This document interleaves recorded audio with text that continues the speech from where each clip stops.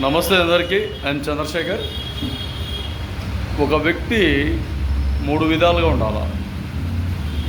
ఒకటోది ఇంట్లో క్రమశిక్షణగా పెద్దలకు భయభక్తులతో ఉండే విధంగా ఉండాలి.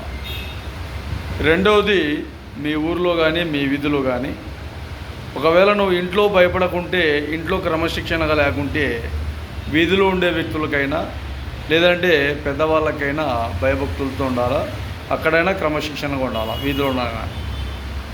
మూడవది టౌన్ కానీ సిటీ కానీ లేదంటే మనం ఇంకొక ఏరియాకి వెళ్ళినప్పుడు కానీ చాలా జాగ్రత్తగా ఉండాలి.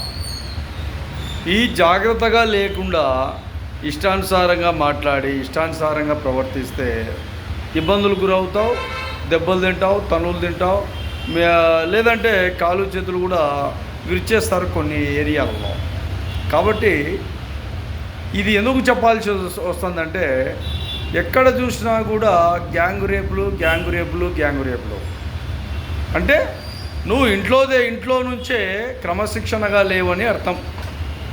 గ్యాంగ్ రేపులు చేస్తున్నావు అంటే 3, 4, 5 మంది కలిసి ఒక అమ్మాయిని ఇబ్బందులు గురి చేస్తున్నారు, ఒక ఆడమనిషిని ఇబ్బందులు గురి చేస్తున్నారు, ఒక మహిళను ఇబ్బందులు గురి చేస్తున్నారు, చివరికి వాళ్ళను చంపేస్తున్నారు అంటే మీ దగ్గర ఇంట్లో నుంచి క్రమశిక్షణ తప్పిపోయారు, వీధిలో క్రమశిక్షణ తప్పిపోయారు, అదేవిధంగా వేరే ఏరియాలలో కూడా క్రమశిక్షణ తప్పిపోయారు అని అర్థం.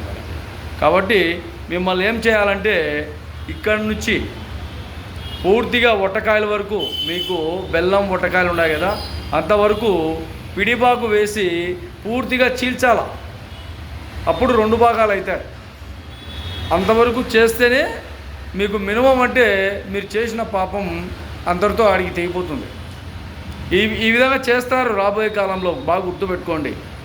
పిడిబాకు వేసి దాదాపు 4-6 ఇంచు ఉంటుంది పిడిబాకు. అది లోపలికి వేసి చీల్చుకుంటూ పోయి నీ ఒట్టకాయలు బెల్లంతో సహా చీల్చడమే.